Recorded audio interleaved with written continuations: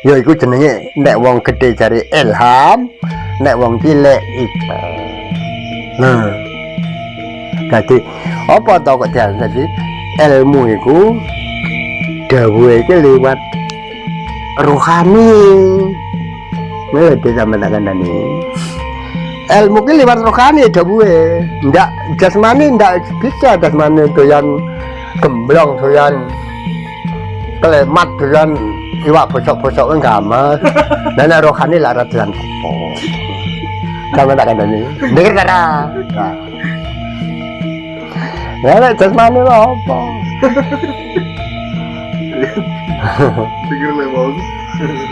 Saya dinali sing dongake petak saya itu yang denger kabeh denger aku. Cuma aku gak pamer wong aku teko meneng wae. Yo kelubak-kelubuk yo nganggur. Aku ku yo kaya wong plung ngono gitu.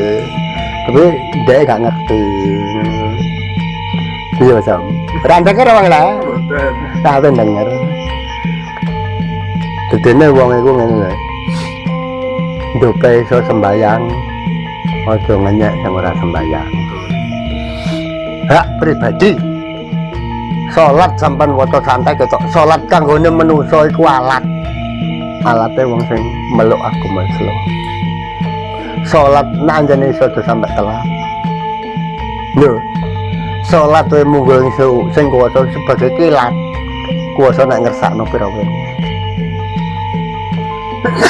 Salat ku nek digawe iso bakal nemu walat. Temen tak kandhani.